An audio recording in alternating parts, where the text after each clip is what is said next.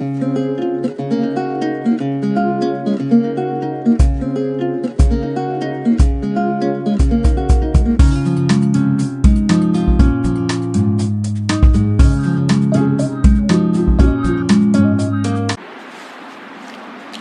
Heading application of derivative डालनी है वो एप्लीकेशन ऑफ डेरिवेटिव डाल दो, ठीक है। मैं टेंजेंट नॉर्मल डाल रहा हूँ, ठीक है। टेंजेंट एंड नॉर्मल,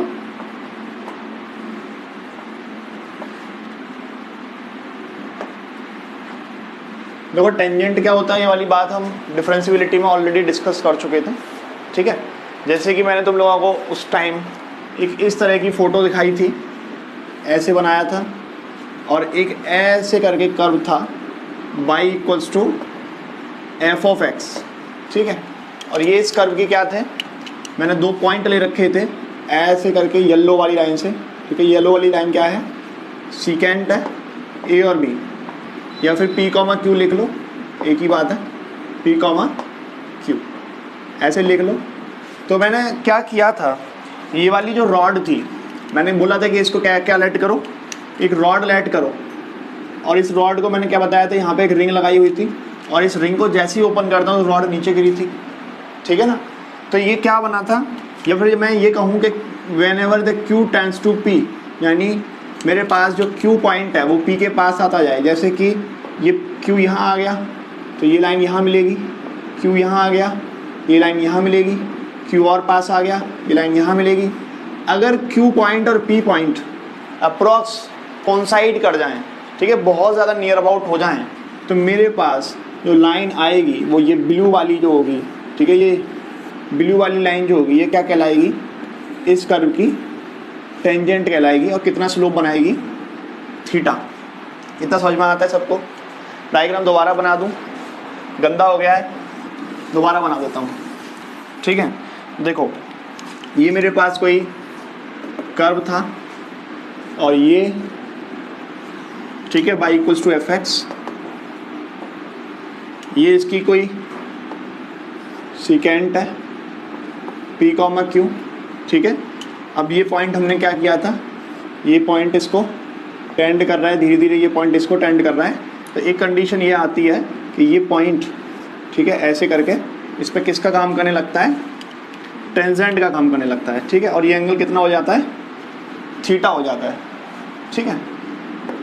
तो किसी पॉइंट, ये पर्टिकुलर जो पॉइंट P है, ठीक है, इस पॉइंट पर इस टेंजेंट का स्लोप कौन देता था, अच्छा स्लोप क्या होता है, m होता है। m किसके बराबर होता है, tan थीटा के बराबर होता है। और स्लोप कौन देता है, dy बाई डी एक्स देता है, इसका डिफरेंशिएशन। तो मैं ये कह सकता हूँ कि dy बाई डी एक्स, ठीक है, ऑफ कर्व एट पॉइंट कितना, एट पॉइंट P, इस मुझे क्या देगा, इस टेंजेंट का स्लोप देगा। या मैं कह सकता हूँ ये टेंजेंट किसका स्लोप होगा, स्लोप ऑफ टेंजेंट होगा, जो मेरे पास टेंजेंट क्या होगी, PT, ठीक है। इस टेंजेंट PT का क्या होगा, ये स्लोप होगा, ठीक है। तो क्या हम यही समझते हैं कि टेंजेंट एक लाइन को टच करता है, ठीक है। और टेंजेंट को डेफिनेशन क्या कह सकते हैं, tangent is a limiting case of secant. Secant पे मैंने लिमिट लगाई, क्या लिमिट लगाई, व्हेन सीकेंट का जो एंड पॉइंट है Q tends to P, then PQ will becomes PT and PT is a tangent of a curve, ठीक है। तो हम लिख सकते हैं पहला point, tangent is a limiting case of secant. Tangent क्या है, सीकेंट का एक लिमिटिंग केस है। कब है, जब Q किसको टेंड करता है, P को टेंड करता है। पहली बात, क्या कोई मुझे ये बात बता सकता है कि अगर मुझे इस टेंजेंट लाइन की इक्वेशन या फिर दुनिया में किसी भी स्ट्रेट लाइन की इक्वेशन लिखनी होती है तो मुझे क्या चाहिए होता है, कोई भी 2 बातें पता होनी चाहिए, 2 पॉइंट पता हो, या फिर एक पॉइंट और एक स्लोप पता हो। मान लीजिए कि इस पप्पू जो पॉइंट है इसके कोऑर्डिनेट x1 कॉमा y1 है, ठीक है। तुम्हें इस पॉइंट के कोऑर्डिनेट पता लग गए, क्या तुम्हें इस लाइन का स्लोप भी पता है, पता है ना। क्यों पता है, क्योंकि इस कर्व की इक्वेशन मुझे पता है y equals to f x, और क्या करूंगा, इस कर्व की इक्वेशन को डिफरेंशिएट कर लूंगा और डिफरेंशिएट करते ही जो मुझे मिलेगा वो क्या होगा, इस पॉइंट P के लिए वैल्यू पुट करूंगा x1, y1, वो क्या किसका काम करेगा, स्लोप का काम करेगा। ठीक है, तो मैं इक्वेशन ऑफ टेंजेंट लिख सकता हूं क्या, इक्वेशन ऑफ टेंजेंट या फिर इक्वेशन ऑफ स्ट्रेट लाइन, क्योंकि tangent is also straight line. ठीक है, क्या होती थी, क्लास 11 में पढ़े थे, बाई माइनस के y one equals to m x minus का x1, यही तो होती थी स्ट्रेट लाइन की इक्वेशन। अब बाई माइनस के y one equals to slope कितना है, dy बाई डी एक्स, ठीक है, of curve at point P x minus x1।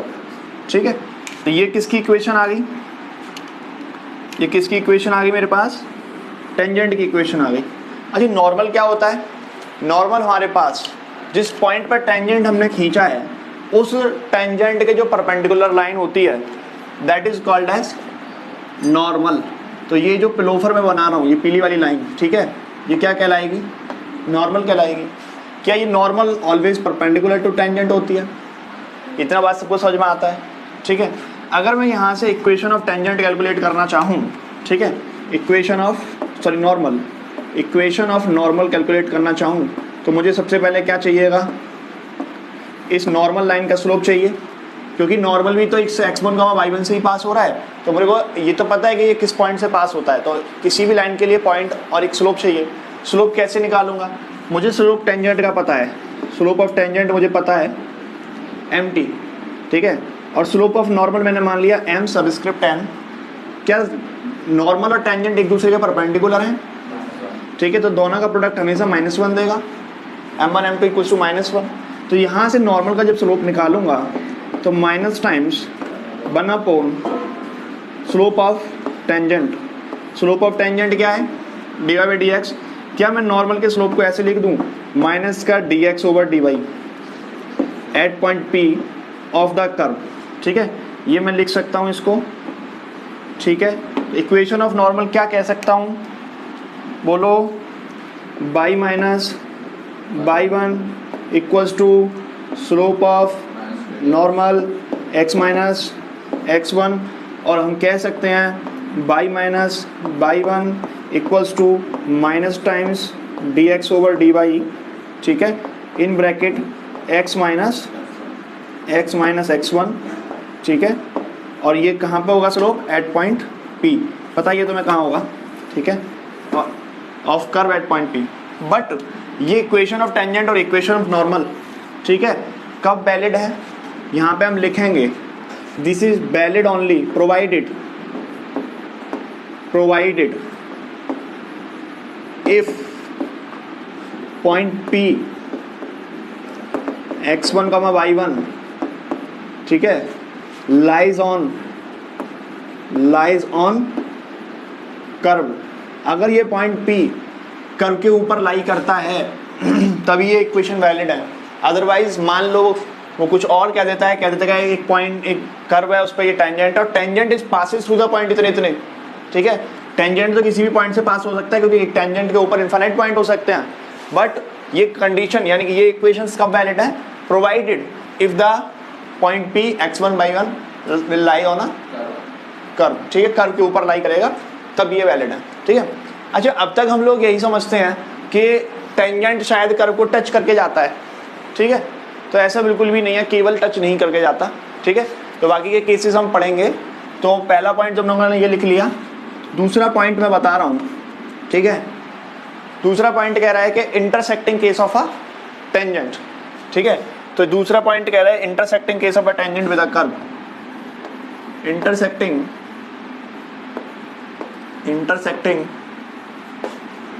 Case of a tangent with a curve. Intersecting case क्या होता है, मान लो कि तुम्हारे पास कोई फोटो ऐसी थी, ठीक है, ये कोई कर्व था, कौन सा कर्व था, y इक्वल्स टू fx था, ठीक है, ये कोई फोटो आपके पास ऐसी थी, आपने क्या खींचा, आपने टेंजेंट खींचा, तो देखो इस पॉइंट P पर ये क्या कर रहा है, टच कर रहा है, और इसी कर्व को इस पॉइंट Q पर क्या कर रहा है, कट भी कर रहा है। तो ऐसा कभी नहीं कहेंगे कि जो टेंजेंट है वो कर्व को इंटरसेक्ट नहीं कर सकता। सेम टेंजेंट, ठीक है, कर्व को इंटरसेक्ट भी कर सकता है और टच भी कर सकता है, ठीक है। This is a intersecting case of tangent with a curve, ठीक है। थर्ड वाले की बात करें, थर्ड पॉइंट की, एक टेंजेंट ऐसा नहीं होता है कि किसी कर्व को एक ही पॉइंट पर टच करे, वो मोर देन वन पॉइंट पर सेम कर्व को टच कर सकता है, ठीक है। जैसे कि मेरे पास sin x का कोई ग्राफ हो, ठीक है, तो नेक्स्ट पॉइंट लिखोगे more than one point of tangency for the same curve, more than one point of tangency, ठीक है, for the same curve, for the same curve. कैसे हो सकता है? मान लो तुम्हारे पास कुछ फोटो ऐसी थी, ठीक है, और तुमने क्या खींचा, टेंजेंट, ठीक है। तो ये क्या हुआ, ये जो टेंजेंट डाला है इस पॉइंट पर, इस पॉइंट पर और इस पॉइंट पर, तीनों पॉइंट पर क्या कर रहा है, टच कर रहा है। तो नहीं, एक ही टेंजेंट है और एक ही कर्व है, तो क्या मोर देन वन पॉइंट पर टच कर सकता है कि नहीं, कर सकता है ना। इसीलिए this is the more than one point of tangency for the same curve, और जिस पॉइंट पर टच करता है इसे क्या कहते हैं, पॉइंट ऑफ टेंजेंसी कहते हैं, राइट है। नेक्स्ट अगर हम बात करें, फोर्थ पॉइंट लिखेंगे intersecting case of tangency, intersecting case of tangent लिखो, case of tangent at the same point of tangency, at the same point of tangency, ठीक है। देखो इसका मीनिंग क्या है, यानी कि कोई ऐसी सिचुएशंस भी हो सकती है कि जिस पॉइंट पे टेंजेंट हमने खींचा है वो पॉइंट उसी, यानी वो टेंजेंट उसी पॉइंट पे क्या करे, इंटरसेक्ट भी कर सकता है कर्व को। कैसे? देखो तुम्हारे पास, तुमने ये वाला y = x³, सबको पता है इसकी फ़ोटो कैसी बनती है, ठीक है, कुछ ऐसे बनेगी, समझ में आया कि नहीं, ठीक है। इस पॉइंट के कोऑर्डिनेट क्या है, 0,0। अच्छा, तुम्हें इस फंक्शन की इक्वेशन पता है क्या, तुम इस पॉइंट के लिए स्लोप बता दोगे मुझे इसके टेंजेंट का। देखो मैं बात करूँ इसका dy/dx निकालने की, तो क्या मिलेगा, 3x², बट कौन से पॉइंट पर चाहिए, dy/dx of curve at point P, x की वैल्यू कितनी है, 0²। अल्टीमेटली स्लोप क्या आ गया टेंजेंट का, 0, ठीक है। अगर जिस लाइन का स्लोप अगर 0 आ जाए, ठीक है, इसका मतलब क्या हुआ कि जो भी टेंजेंट होगा वो पैरेलल टू एक्स एक्सिस होगा, ठीक है। अभी इसके कोई पैरेलल होगा, तो अभी हम क्या करेंगे, इससे बिल्कुल कंफर्म नहीं हो रहा कि यही लाइन टेंजेंट होगी या नहीं होगी, ठीक है। अब इसके लिए हम क्या करेंगे, इक्वेशन ऑफ टेंजेंट कैलकुलेट कर सकते हैं, बाई माइनस का बाई 1, बाई 1 कितना है, 0, x माइनस का x1, तो बाई = 0 क्या आ गई इक्वेशन, बाई = 0 किसकी इक्वेशन होती है, इक्वेशन ऑफ एक्स एक्सिस। ये किसकी इक्वेशन है, इक्वेशन ऑफ एक्स एक्सिस। तो ये एक्स एक्सिस खुद अपने आप में क्या है, क्या है, टेंजेंट है, जो क्या कर रहा है, जो इस P पॉइंट पे इसको इंटरसेक्ट भी कर रहा है और टच भी कर रहा है, ठीक है। इसीलिए हम ये कह सकते हैं कि intersecting case of tangent at the same point of tangency will also exist. और ये टेंजेंट कैसा टेंजेंट है, इसे हम कहेंगे हॉरिजॉन्टल टेंजेंट। क्या कहेंगे, हॉरिजॉन्टल टेंजेंट, ठीक है। ऑन द सिमिलर वे, ठीक है, हम बात कर सकते हैं फिफ्थ पॉइंट की, that is a vertical tangent, ठीक है, वर्टिकल टेंजेंट, ठीक। वर्टिकल टेंजेंट क्या होगा, मान लीजिए कि मेरे पास ये कोई फ़ोटो है, ठीक है, किसकी फ़ोटो है, ये फ़ोटो मैं बना रहा हूँ y = x⁻⁴, ठीक है, √3 की फ़ोटो है, ठीक है। ये पॉइंट के कोऑर्डिनेट तुम्हें पता है, P पॉइंट ये हो गया 0,0, ठीक है। अब तुम्हें क्या चाहिए, इसका स्लोप चाहिए, तो मुझे इक्वेशन पता है y = x⁻⁴। स्लोप कैसे निकालोगे, dy/dx 1/3 क्या करोगे, x की पावर 2/3 माइनस में बचेगी, नीचे ले आया मैं, ठीक है। अब मैं इस कर्व इसका क्या करूँगा, स्लोप निकालना चाहता हूँ टेंजेंट का of curve at point P। तो P पॉइंट पे अगर निकालना चाहता हूँ तो 1/3 और 0 की पावर कुछ भी कर लो, अल्टीमेटली आंसर क्या करेगा, इन्फिनिटी। अगर कोई किसी भी लाइन का स्लोप इन्फानाइट है, इसका मतलब है कि वो लाइन और टेन थीटा इन्फानाइट है, इसका मतलब है कि स्लोप कितना है, 90 डिग्री है, ठीक है। इसका मतलब स्लोप 90 डिग्री, एक्स एक्सिस से कौन सी वाली लाइन 90 डिग्री का एंगल बना रही है, ये वाली, ठीक है। इसका मतलब टेंजेंट कौन सा होगा, ये वाला टेंजेंट होगा।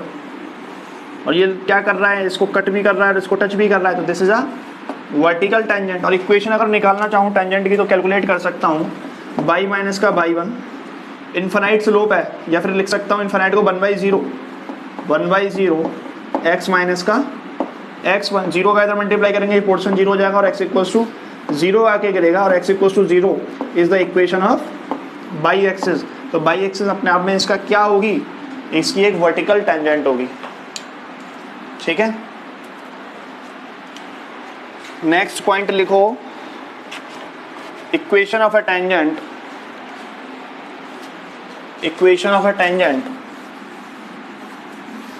To the curve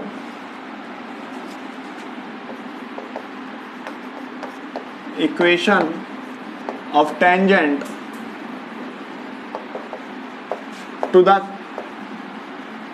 curve y equals to fx at point P of coordinate x1, y1। अच्छा, फोटो सेम रहेगी, मैं इसी फोटो से काम चला रहा हूँ, तुम दूसरी फोटो ड्रॉ करना चाहो तो कर लो, ठीक है। तो देखो क्या होगा, सेम बात मैं रिपीट कर रहा हूँ, ठीक है। इक्वेशन ऑफ अ टेंजेंट, ये P पॉइंट है, इस टेंजेंट लाइन की इक्वेशन क्या होगी, मैं अभी पहले भी बता चुका हूँ, सीधा लिखूंगा बाई माइनस का y 1 equals to dy/dx of curve at point P into x minus x1। This is the equation of a tangent provided what, P lies on a curve.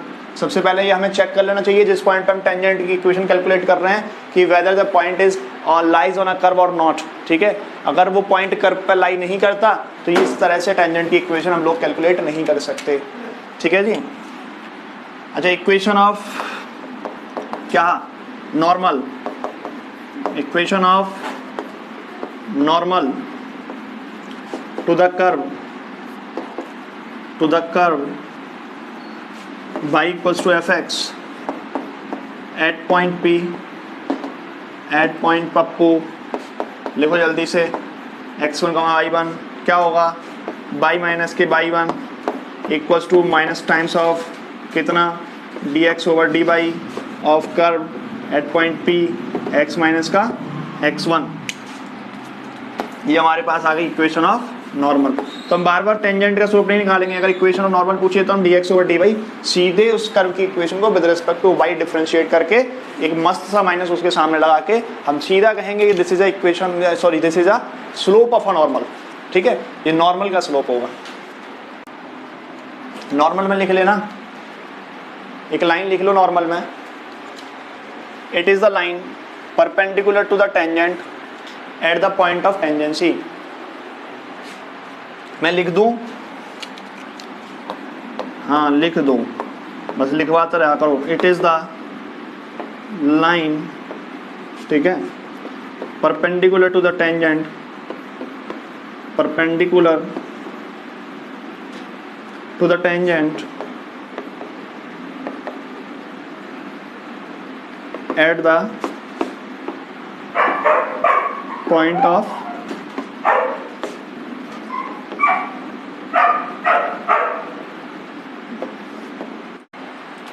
Equation कर लेते हैं, ठीक है, उसके बाद बाकी की थ्योरी पढ़ेंगे।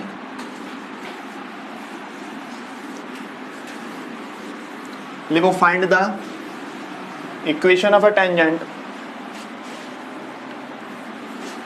Find the equation of a tangent having a slope 2 having a slope 2 and touching the curve y equals to 2 upon 3 minus x।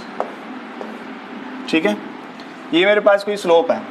ठीक, अच्छा सबसे पहली बात मैं आपको बता दूं, टेंजेंट नॉर्मल के अंदर ही नहीं, पूरे एप्लीकेशन ऑफ डेरिवेटिव के अंदर की बात करता हूं मैं। ठीक है, इंक्रीजिंग डिक्रीजिंग फंक्शंस के अंदर भी बात करता हूं, मैक्सिमम मिनिमा के भी अंदर बात कर रहा हूं। ठीक है, टेंजेंट नॉर्मल की भी बात कर रहा हूं मैं, मोनोटोनिक फंक्शंस की भी बात कर रहा हूं। ठीक है, अगर हम किसी भी कर्व के ऊपर टेंजेंट की इक्वेशन या कोई भी कैलकुलेशन हम करना चाहते हैं, किसी फंक्शन की मैक्सिमम या मिनिमम वैल्यू निकालना चाहते हैं, तो ना हमें सबसे ज़्यादा बेस्ट जो मेथड रहता है, बेस्ट सूटेबल मेथड होता है कि उस कर्व का क्या लेट करो, कोई भी पॉइंट अगर तुम्हें लेट करना है तो वो point must be is in the form of parametric form. ठीक है, वो पॉइंट्स पैरामेट्रिक फॉर्म में अगर तुम लेट करते हो तो तुम 1.5 पेज के क्वेश्चन को आराम से ना आधा पेज में ख़त्म कर दोगे। ठीक है, और कैलकुलेशन भी बहुत आसान रहेगी। तो कोशिश करेंगे कि हम फंक्शन जो भी कर्व यूज़ करें उसके पैरामेट्रिक कोऑर्डिनेट का यूज़ करके क्वेश्चन करें। ठीक है, बाकी तो हम अभी पहला क्वेश्चन कर रहे हैं।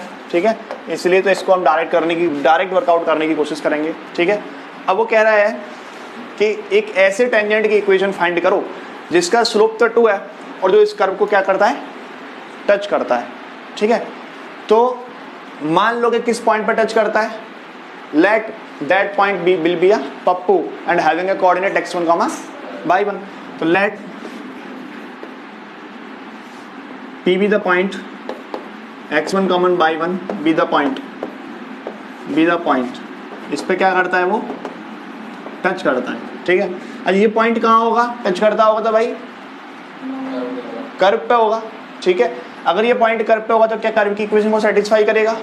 क्या मैं अगर x1 पुट कर दूंगा तो ये y1 देगा कि नहीं? तो पॉइंट के कोऑर्डिनेट कैसे लिख दूं, 2/3 माइनस का x1, सॉरी y1 की वैल्यू तो ये आ गई और x1 पुट करोगे तो यही तो पॉइंट मिलेगा। तो y1 का वैल्यू होगा कि नहीं? बस इस पॉइंट में मैंने y1 का वैल्यू डाल के रख दिया।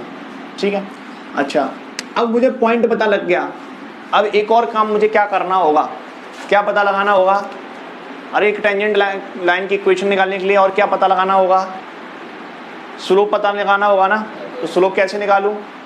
इसको क्या करूंगा, dy/dx निकाल रहा हूं, slope of tangent of curve at point P निकाल रहा हूं। देखो इसको डिफरेंशिएट कर रहा हूं, 2/3 माइनस x² और minus feel your own, differentiation कर दिया है। ठीक है, अगर मैं डिफरेंशिएट करूंगा और dy/dx कहाँ चाहिए मुझे, of curve at point P चाहिए, तो क्या पुट करूंगा, P पॉइंट का कोऑर्डिनेट 3 माइनस x1 का whole square, this is a slope of tangent at curve point P। इतना सबको क्लियर है? इक्वेशन ऑफ टेंजेंट निकालूंगा तो क्या मिलेगी, बोलो? स्लोप आ गया ना, स्लोप क्या दिया है उसने, 2 दिया है, तो क्या इसको 2 के इक्वल रख दूं, माइनस का 2/3 माइनस x1 का whole square that is equals to 2 ने 2 को मार दिया। ठीक है, और कितना बचा, 3 माइनस x1 का होल स्क्वायर इक्वल्स टू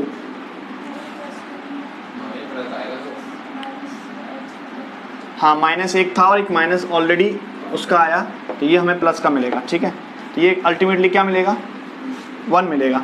ठीक है, तो यहाँ से 3 माइनस का कितना मिला, x1 इक्वल्स टू +-1 और x1 की वैल्यू कितनी आ गई, x1 की वैल्यू बोलो 3 माइनस +1, तो कितना मिला x1, एक तो मिलेगा मेरे को 4 और दूसरा मिलेगा 2। अगर x1 4 होगा तो y1 का वैल्यू बोलो, x1 अगर 4 है तो y1 का वैल्यू बोलो -2, अगर x1 का वैल्यू 2 है तो y1 का वैल्यू बोलो 2, यानी कि मेरे पास एक तो पॉइंट आ गया ये और दूसरा पॉइंट आ गया ये 2,2। ठीक है, इसका मतलब ये हुआ कि सेम स्लोप के इस कर्व के ऊपर 2 टेंजेंट एग्जिस्ट कर सकते हैं, क्या नहीं? अभी देखो कैसे कर सकते हैं, मैं विजुलाइज कराऊंगा। ठीक है, फिलहाल एक काम करते हैं, इक्वेशन ऑफ टेंजेंट निकाल रहा हूँ। ठीक है, टेंजेंट लाइन की इक्वेशन, y माइनस का y1 ये वाला पॉइंट है, स्लोप कितना है 2 और x माइनस का x1 कैलकुलेट करना जानते हो, इक्वेशन बना लोगे, इतना मुझे पता है। टेंजेंट दूसरी इक्वेशन क्या हो सकती है टेंजेंट की, y-2, स्लोप दे रखा है 2, और x माइनस का 2, ये दूसरी इक्वेशन आ गई। ये तो यानी कि ये सेम स्लोप के दो टेंजेंट एग्जिस्ट कर सकते हैं। वो कर कैसे सकते हैं वो जरा फील करो। सबको इसकी फोटो आती है, y इक्वल्स टू 1/x की फोटो सबको आती है। रेक्टेंगुलर हाइपरबोला ऐसे बनता है। अगर मैं यहाँ माइनस लगा दूँ यहाँ पर तो फोटो कुछ ऐसी हो जानी है। देखो माइनस के 1/x की फोटो कैसी हो जाती है, माइनस लगाते ही ऐसा हो जाएगी क्या नहीं? ठीक है, कुल मिला के ये जो फोटो है वो किसकी है? मैं अगर इसको माइनस कॉमन लेके ऐसे लिखना चाहूँ 2/x-3 तो ऐसे हो जाएगा। और x-3 को मैं कैपिटल X लेट कर लूँ तो शिफ्टिंग ऑफ ओरिजिन लगेगा। और शिफ्टिंग ऑफ ओरिजिन से मुझे क्या पता चलेगा, जो काम यहाँ ओरिजिन कर रहा है वो यहाँ कौन करेगा? x इक्वल्स टू 3 करेगा। तो यानी कि x इक्वल्स टू 3 की लाइन कुछ ऐसी होगी। मैं यहाँ ले रहा हूँ पास में, स्पेस कम है इसलिए। ठीक है, ये x इक्वल्स टू 3 की लाइन है भाई आपकी। ये क्या रिप्रेजेंट करेगा? Only amplitude. ठीक है, 2 टाइम्स। अब फोटो कैसी बनेगी बताओ? फोटो ऐसी बनेगी ना, माइनस लगाए ना आगे, फोटो कुछ ऐसी जाएगी। ठीक है, और कुछ ऐसी जाएगी, आगे चली जाएगी इधर। ठीक है, अच्छा अब टेंजेंट की बात कर रहा हूँ तो एक तो 4,-2 पर है। देखो बाई की वैल्यू 4,-2 यहाँ कहीं होगी। ये मान लो 3 है तो ये 4,-2 यहाँ कहीं होगा। और एक 2,2 यानी कि ये 3 है तो ये 2,2 यहाँ पर होगा। और दोनों टेंजेंट अगर मैं बनाऊंगा, और ये कर्व थोड़ा सा दिक्कत दे रहा है, ये दोनों टेंजेंट अगर मैं बनाऊंगा, ठीक है,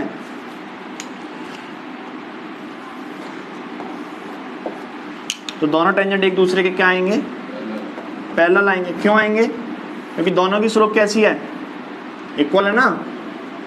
इतना समझ में आ रहा है, फील हो रहा है कि क्यों आए 2 टेंजेंट? इसलिए इसके क्या कितने टेंजेंट एग्जिस्ट कर रहे हैं? 2 टेंजेंट एग्जिस्ट कर रहे हैं। ठीक है, नोट करो जल्दी से करना है तो। जिनकी स्पीड कम है वो मेरे साथ लिखा करो, और जिनकी ज़्यादा है तो वो अपने हिसाब से लिखा करो।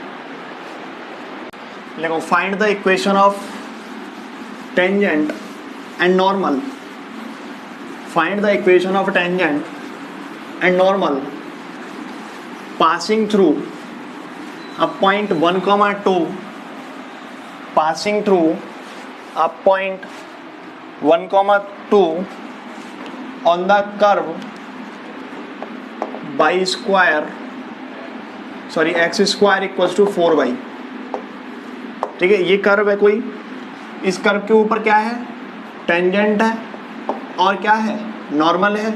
और टेंजेंट नॉर्मल किस पॉइंट से पास होते हैं? एक पॉइंट पप्पू है जो 1,2 है, इससे पास होते हैं। तो उन टेंजेंट और नॉर्मल लाइन की हमें क्या चाहिए? इक्वेशन चाहिए। फटाफट से बताओ मुझे स्टेप क्या क्या करोगे।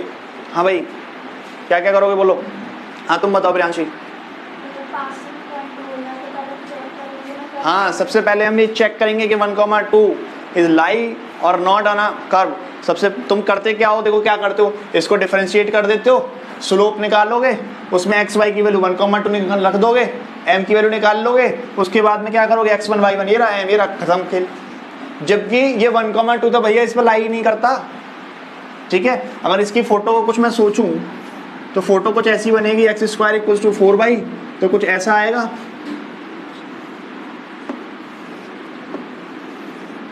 ठीक है, और 1,2 की बात कर रहा है तो टेंजेंट लाइन 1,2 से पास होती है, तो जरूरी थोड़ी ना कि ये कर्व पे हो। पॉइंट जो कर्व पे है ही नहीं ना।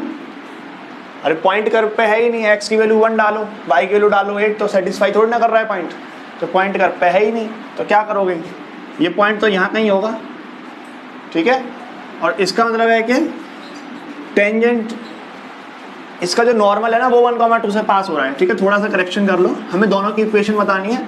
इसका नॉर्मल 1,2 से पास हो रहा है, तो यानी कि जो मेरे पास P पॉइंट है इसके कोऑर्डिनेट 1,2 है, टेंजेंट लाइन कहीं ये होगी। ठीक है, और नॉर्मल कहाँ से पास हो रहा है?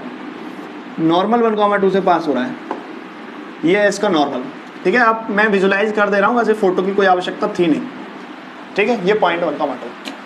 अब देखो, लेट मैंने मान लिए। सबसे पहले क्या करेंगे? लेट क्यू के जो कोऑर्डिनेट है हमेशा कहाँ पे पॉइंट मानेंगे? उस कर्व पे एक पॉइंट पप्पू मानेंगे। ठीक है, इसको तुम क्यू ले लो और इसको पप्पू रहने दो। ठीक है, हमेशा मानेंगे। तो इसके कोऑर्डिनेट क्या है, देखो मैं चाहूँ तो x1, y1 ले सकता हूँ, ठीक है, मैंने बता रखा है कि x1, y1 मैं चाहूँ तो ले सकता हूँ, बट मैं क्या लूँगा, मैं हमेशा पैरामीट्रिक कोऑर्डिनेट मानूंगा, कोशिश करूँगा पैरामीट्रिक कोऑर्डिनेट मानूँ। तो इस पैराबोला की इक्वेशन के पैरामीट्रिक कोऑर्डिनेट फटाफट से मुझे बताओ क्या होंगे, बोलो जल्दी भाई, अरे बोलो बोलो, बाई एक्स की वैल्यू क्या होगी, अरे बोलो 280 कॉमा ए की वैल्यू तो 1 है, तो क्या लिखूं 2t कॉमा टी स्क्वायर, यार बाई की वैल्यू टी स्क्वायर डाल दो, तो बताओ एक्स की वैल्यू कितनी मिलेगी, 2t मिलेगी क्या नहीं, ठीक है। अब देखो ये क्यू पॉइंट आ गया, अब मुझे क्या निकालना है, स्लोप चाहिए, slope of a tangent, P point है sorry, slope of a tangent of curve at point P. तो मुझे सबसे पहले क्या करूँ, सीधे नॉर्मल की इक्वेशन कैलकुलेट कर लूँ, नॉर्मल की इक्वेशन अगर कैलकुलेट करूँगा सीधे तो मुझे dx ओवर dy चाहिए, तो dx ओवर dy क्या होगा बोलो, यहाँ से dx ओवर dy क्या होगा, देखो मैं निकाल रहा हूँ, इसका 2x, इसका dx ओवर dy, 4 का 4, 2 ने 2 को मार दिया, और dx ओवर dy कितना आ गया 2 ओवर x, ठीक है। और हमारे पास नॉर्मल का स्लोप क्या होता है, minus times of dx over dy of curve at point p, तो माइनस के 2/x, और x की वैल्यू कितनी है बोलो 2t, तो स्लोप कितना आ गया माइनस का 1 over t, this is the slope of a normal, ठीक है। स्लोप अगर नॉर्मल का ये होगा तो मुझे बताने की जरूरत नहीं है कि टेंजेंट का t होगा, m1 m2 -1 होता है, ठीक है। अच्छा देखो यहाँ पे दिक्कत क्या है कि मुझे इस p पॉइंट के भी कोऑर्डिनेट कैलकुलेट करने होंगे, ठीक है ना। तो अब क्या दिया है, इस p पॉइंट के कोऑर्डिनेट 1, 2 हैं, और इस p पॉइंट के कोऑर्डिनेट कितने हैं 2t, t स्क्वायर। क्या मैं लाइन PQ का स्लोप बता सकता हूँ, क्या स्लोप ऑफ PQ यानी कि MPQ बता सकता हूँ भैया, y2 minus y1 over x2 minus x1, y2 minus y1 क्या होगा, और 2t माइनस 1, स्लोप किसके बराबर है, माइनस का 1/t, नॉर्मल है ना वो, minus 2t plus 1 PQ minus 2t, TQ का वैल्यू 1, T की वैल्यू कितनी आ गई 1, T की वैल्यू 1 यहाँ डाल दो, P पॉइंट के कोऑर्डिनेट कितने आ गए 2, 1, स्लोप कितना आ गया नॉर्मल का -1, टेंजेंट का स्लोप कितना आ गया +1, ठीक है। टेंजेंट की इक्वेशन क्या आ गई, y माइनस का y1, स्लोप x माइनस का x1, ठीक है, कैलकुलेट कर लोगे मुझे पता है। नॉर्मल का स्लोप क्या आ गया y माइनस का y1। नेक्स्ट लाइन से नोट करके लिखो, if a tangent is parallel to x axis, if a tangent is parallel to x axis क्या होगा स्लोप, dx इक्वल्स टू 0, लिख लो। इफ अ, नोट लिखेंगे, if a tangent is parallel to x axis then slope क्या होगा, dy/dx equals to 0, ठीक है।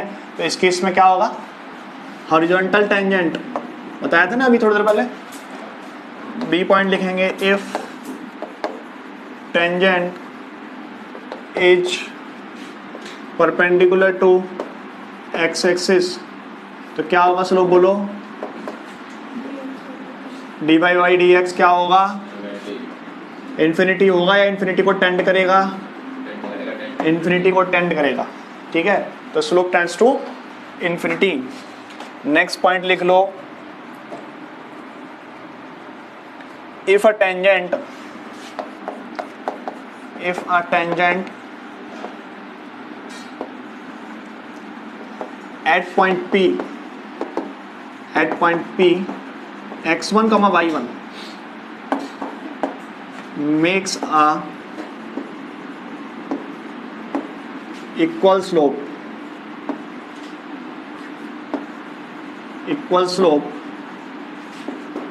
With coordinate axis, with coordinate axis.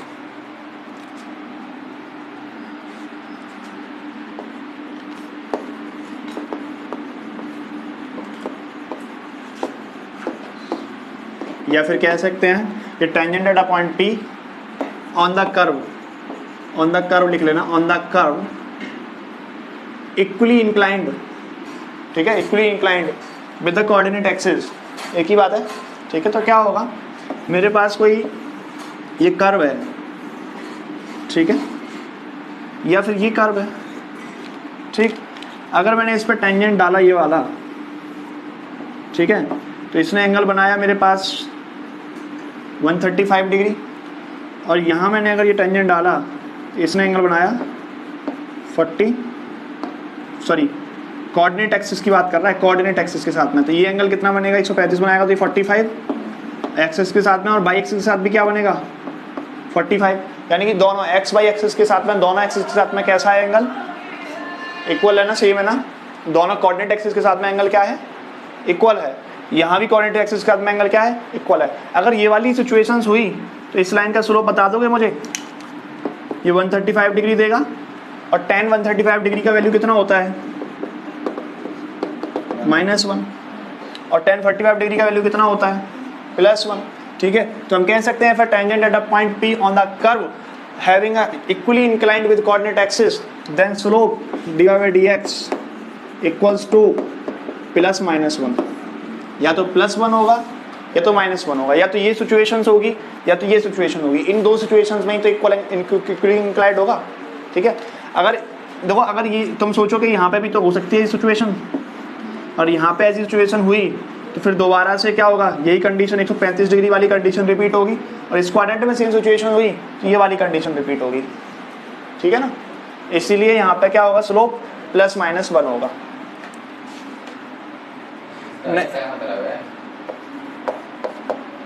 ये मैं ना अंग्रेजी बता रहा हूँ, और इस अंग्रेजी का गणित समझना जरूरी है, क्योंकि ऐसे ही लिखा आएगा पेपर में, वो कहेगा tangent at a point P on the curve इतना have equally inclined with coordinate axis, तो इक्वली इंक्लाइंड है कोऑर्डिनेट एक्सिस के साथ में, तो उसका स्लोप हमें क्या लेना है, +-1, ठीक है। क्यों लेना है वो समझ में आ गया, या तो इस केस में इक्वली इंक्लाइंड होगा, या तो इस केस में इक्वली इंक्लाइंड होगा। तो इक्वली इंक्लाइंड क्या है, एक्सिस के साथ में जो स्लोप है यानी एक्सिस के साथ जो एंगल है वो बराबर है, ये मीनिंग है। आगे कह रहा है D point, if tangent P makes equal angle, if tangent at point P, tangent at point P x1, y1 makes equal non-zero intersect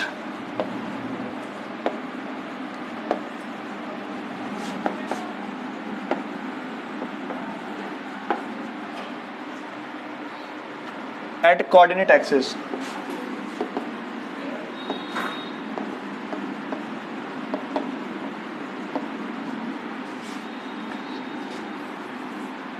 intercept लिखना है इसको, इंटरसेप्ट्स एट कोऑर्डिनेट एक्सिस। समझ में आता है ये, देखो कैसे है। अच्छा, किसी को ये पता है कि intercept form of straight line क्या होती थी, x/a + y/b = 1, ठीक है। अरे यही तो होती थी, x/a + y/b = 1। अगर if they makes equal intercept on a coordinate axis, then b will become a, यही होगी। और इक्वेशन क्या हो जाएगी, y = क्या हो जाएगा, स्लोप क्या आ जाएगा, -1 आ जाएगा कि नहीं आ जाएगा। तो इसका मतलब क्या हुआ कि मान लो ये कोई कर्व है, और ये कितना है, ये a यूनिट है और ये भी a यूनिट है। तो क्या किया, ये मान लो a यूनिट है और ये भी a यूनिट है, दोनों कैसे हैं, इक्वल इंटरसेप्ट है कि नहीं। वहाँ इक्वल एंगल बना रही है, यहाँ इंटरसेप्ट कैसे हैं, इक्वल हैं। इक्वल इंटरसेप्ट बनाने से ये एंगल अगर ये अगर इसके इक्वल है और ये राइट एंगल है, तो ये एंगल इसके इक्वल होगा।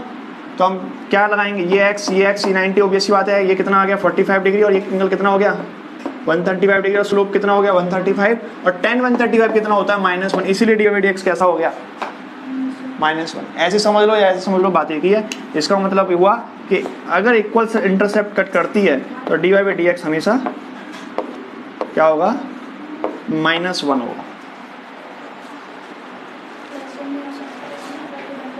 इक्वल नहीं होगा, पर उस केस में प्रियांश क्यों नहीं होगा इक्वल, बात समझें। यहाँ बनाएगी तो ये पॉजिटिव है और ये नेगेटिव है, तो पॉजिटिव वैल्यू नेगेटिव के बराबर हो सकती है क्या? अगर तुम सोचो कि यहाँ भी नेगेटिव और यहाँ भी नेगेटिव है तो वो केस रिपीट करेगा।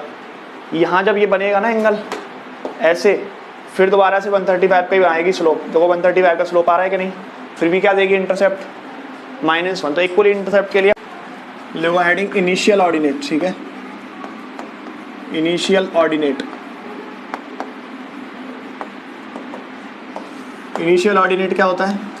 जैसे कि मान लो मेरे पास ये एक्स एक्सिस, ये बाई एक्सिस, ये कोई कर्व होगा y equals to f x, right है। तो मान लो कि यहाँ से हमने क्या खींचा, कोई टेंजेंट डाला, ठीक है, ये टेंजेंट डाला किसी पॉइंट P पर, और इसके कोऑर्डिनेट है x1, y1। तो ये जो लेंथ होगी ना ऑर्डिनेट एक्सिस पर, जो कट करने वाले टेंजेंट जितना कट करता है, ठीक है, ये जो लेंथ होगी वो क्या कहलाएगी, ये कहलाएगी हमारे पास इनिशियल ऑर्डिनेट, ठीक है। यहाँ से लेके यहाँ तक की जो लेंथ है this is called as initial ordinate, ठीक है।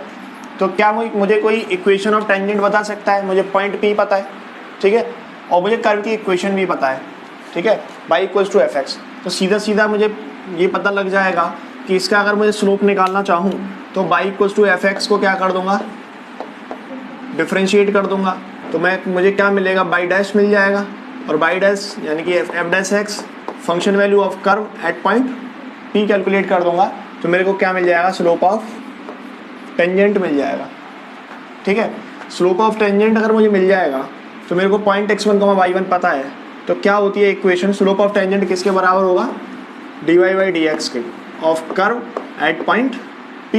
इक्वेशन ऑफ टेंजेंट क्या होती है, बाई माइनस के y1, और slope of a tangent dy/dx of curve at point P in bracket x minus x1, ठीक है।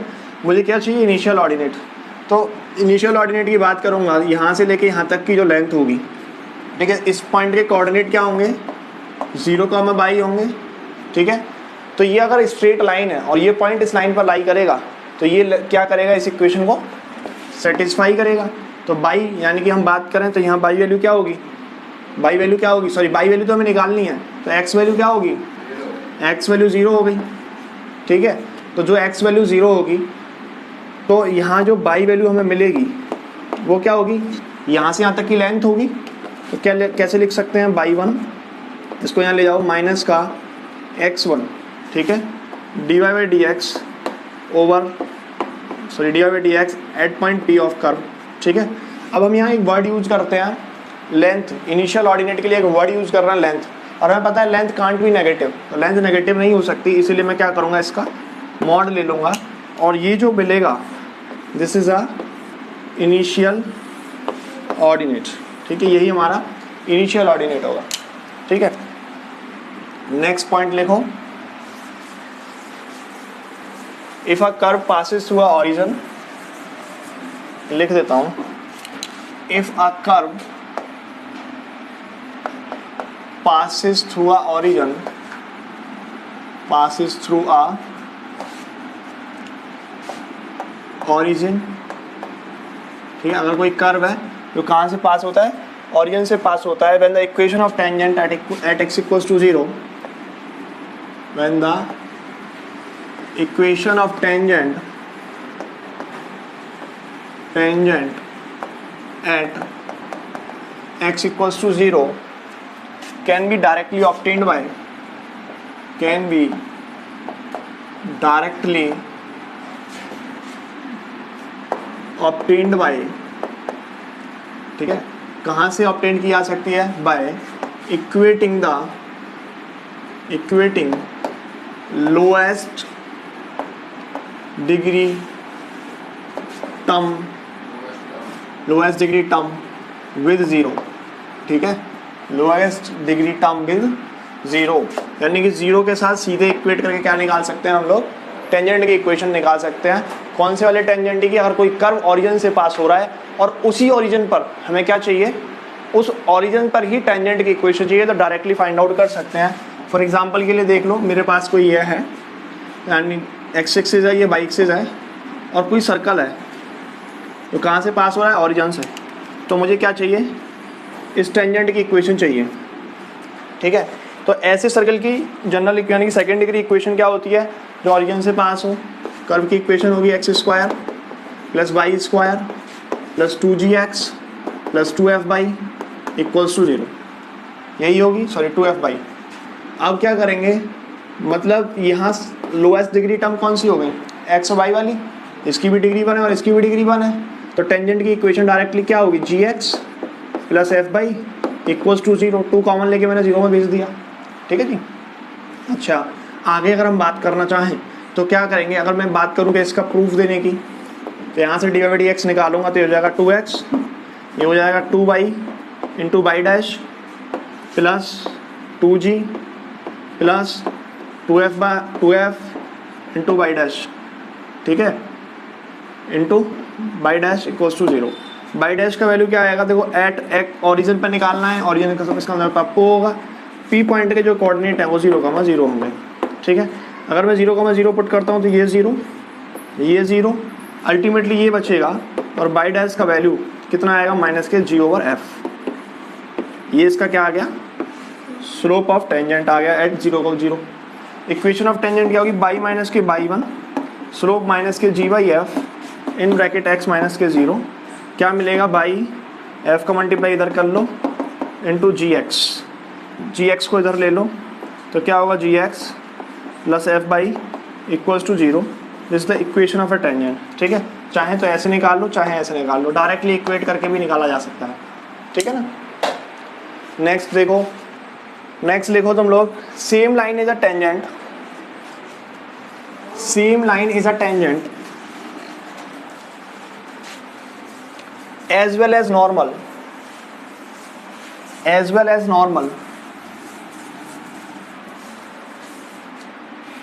to the same point and the same curve. Same line is a tangent to the same line is a tangent and the normal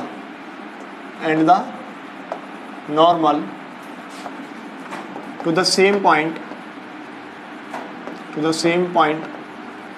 the same curve ठीक है।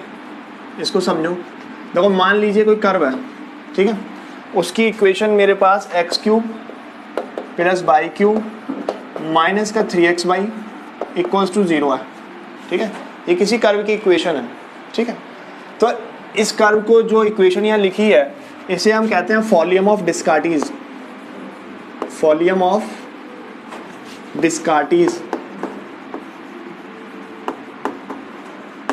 ठीक है।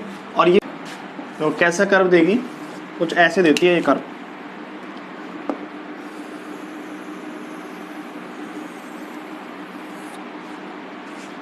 ठीक है। ये curve हो गया, ये इसका ये क्या है, इस पॉइंट पे टेंजेंट है, और ये क्या है, नॉर्मल है। अगर मैं इधर से देखना चाहूँ तो ये क्या है, इस कर्व के लिए यही क्या है, टेंजेंट है, और यही इस कर्व के लिए क्या है, नॉर्मल भी है, ठीक है। यानी एक ही पॉइंट पर एक ही लाइन उस कर्व के लिए टेंजेंट भी हो सकती है और नॉर्मल भी हो सकती है in case of volume of Descartes. इस तरह की अगर कंडीशन गिरती है तो कोई अगर पूछे क्या ऐसा पॉसिबल है कि किसी भी कर्व पे जो टेंजेंट हो वो ही सेम पॉइंट के लिए नॉर्मल एग्जिस्ट कर सकता है, तो हम कह सकते हैं ऐसा हो सकता है in case of volume of Descartes. बना लो फोटो।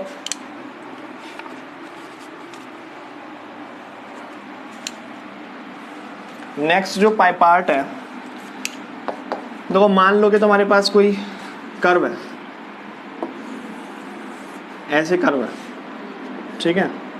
और मान लो कि यहाँ पे कोई P पॉइंट पे टेंजेंट है और कर्व को ये इंटरसेक्ट करता है, ठीक है। ये P पॉइंट है और ये Q पॉइंट है, ठीक है। और P पॉइंट की हमें पता है, ठीक है। P पॉइंट के जो कोऑर्डिनेट है वो x1, y1 है, ठीक है। और Q पॉइंट के कोऑर्डिनेट कितने हैं, x2, y2 हैं, ठीक है।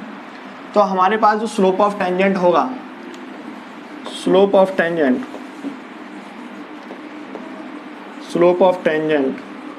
इक्वल्स टू किसके होगा, स्लोप ऑफ लाइन PQ के बराबर होगा, ठीक है। स्लोप ऑफ टेंजेंट किसके बराबर होगा, स्लोप ऑफ लाइन PQ के इक्वल होगा, या कह सकते हैं स्लोप ऑफ कोड के बराबर होगा।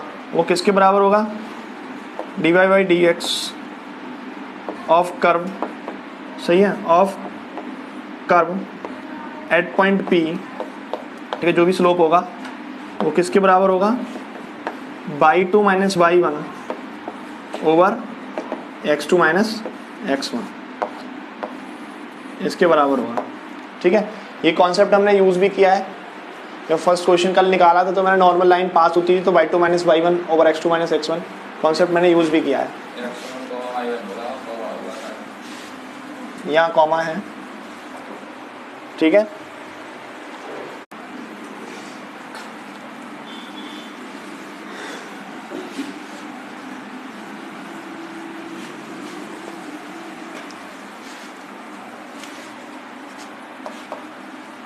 अगर मान लो कभी इस तरह की कंडीशन जनरेट होती है,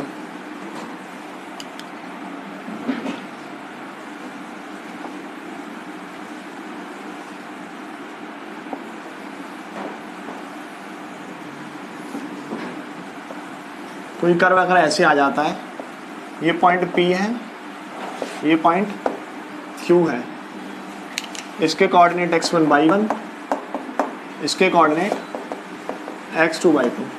तो ये क्या है, टेंजेंट, और ये क्या है, नॉर्मल, और ये क्या है, टेंजेंट, और ये क्या है, नॉर्मल, ठीक है। तो मेरे पास स्लोप ऑफ जो होगा, PQ की जो बात करता हूँ, slope of tangent at point P किसके बराबर होगा, dy/dx of curve at point P equals to y2 - y1 over x2 - x1, और किसके इक्वल होगा, dx over dy minus times of curve at point Q के। क्यों, क्योंकि ये टेंजेंट क्या है, नॉर्मल है।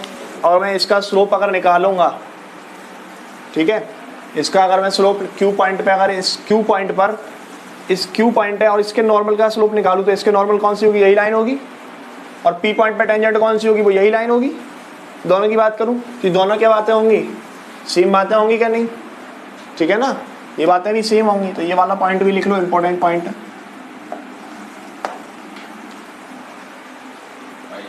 जी। देखो ये टेंजेंट है, इसका स्लोप ये आ गया, इस टेंजेंट का ये नॉर्मल है, ठीक है। और इस नॉर्मल का अगर मैं बात करूं, इस नॉर्मल का नॉर्मल, ये जो इस टेंजेंट का नॉर्मल है, और मैं कहूँ कि ये टेंजेंट लाइन भी है, तो इस टेंजेंट का नॉर्मल यही तो होगा। इस टेंजेंट के नॉर्मल की इक्वेशन अगर तुम्हें फाइंड करनी है तो माइनस के dx over dy at point Q निकालोगे क्या नहीं, तो इसका क्या मिलेगा, ये निकालने से नॉर्मल मिलेगा कि नहीं। तो ऑब्वियस सी बात है, ये टेंजेंट है P के लिए, P पॉइंट के लिए तो ये टेंजेंट का काम करेगा, और Q पॉइंट के टेंजेंट के लिए किसका काम करेगा, नॉर्मल का काम करेगा। तो मैंने Q पॉइंट पे नॉर्मल की इक्वेशन और P पॉइंट पे टेंजेंट की स्लोप दोनों बराबर होंगे क्या नहीं, ठीक है। P पॉइंट पर टेंजेंट का स्लोप और Q पॉइंट पे नॉर्मल का स्लोप दोनों इक्वल होगा।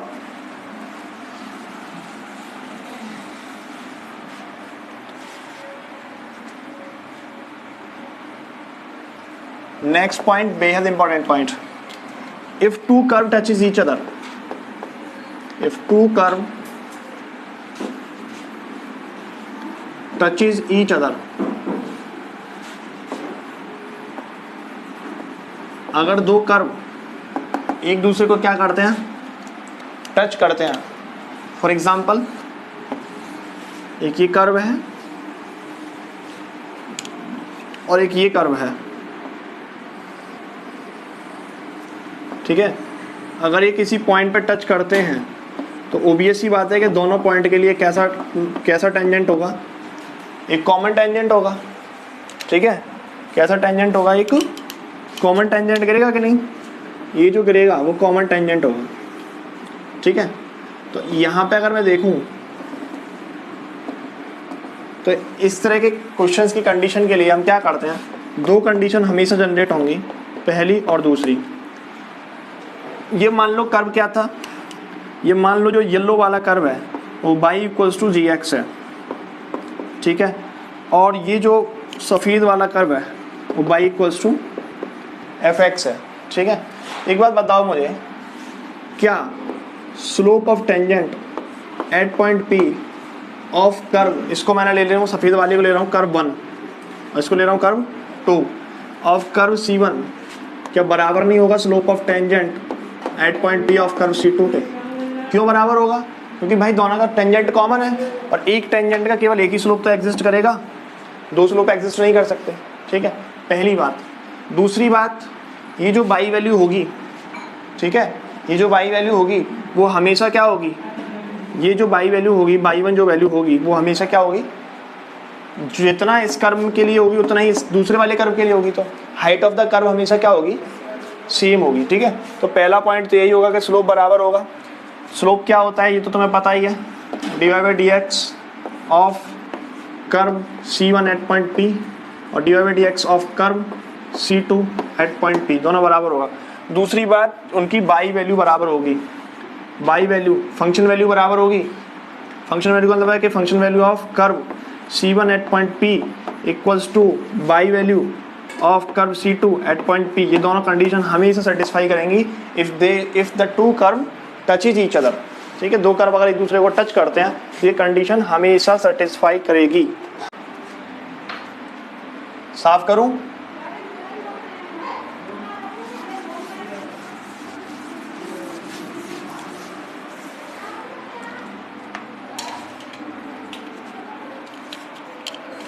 आगे हम बात करते हैं parametric equation of a tangent. Parametric समझ में आता है सबको क्या होता है, parametric equation of a tangent.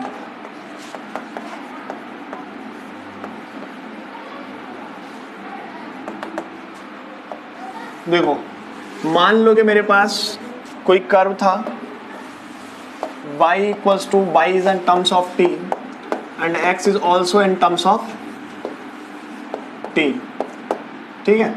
तो मुझे सबसे पहले स्लोप चाहिए कर्व का, तो स्लोप कैसे निकालूंगा at point P, slope of a tangent of a curve at point P और मुझे कैलकुलेट करना है।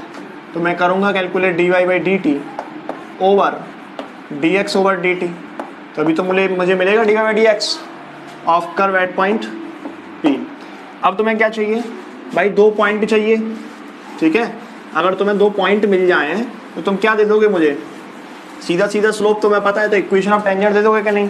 तो ये क्या अपने आप पैरामेट्रिक फॉर्म में ये क्या होते हैं, अपने आप में पॉइंट लिखे होते हैं कि नहीं, ठीक है। तो दो पॉइंट मेरे को पता है तो मैं इक्वेशन लिखूंगा बाई माइनस का बाई1 ft, यही तो होगा पॉइंट। बट कहाँ पर, एट पॉइंट P पर। P पे निकालेंगे तो P है जो वैल्यू दी होगी पुट कर लेंगे T की वैल्यू, ठीक है, इन टर्म्स ऑफ P। अब क्या होगा, dy/dt over dx/dt of curve at point P x minus का gt, ये क्या होगी, equation of tangent in the form of parametric, ठीक है। नोट करो, और इसके बाद एक वर्ड नोट करना, एसिम्प्टोट, ठीक है, एसिम्प्टोट।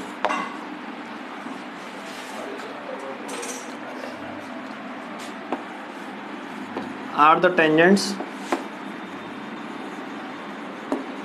टू द कर्व, ठीक है, asymptotes are the tangent to the curve at infinity,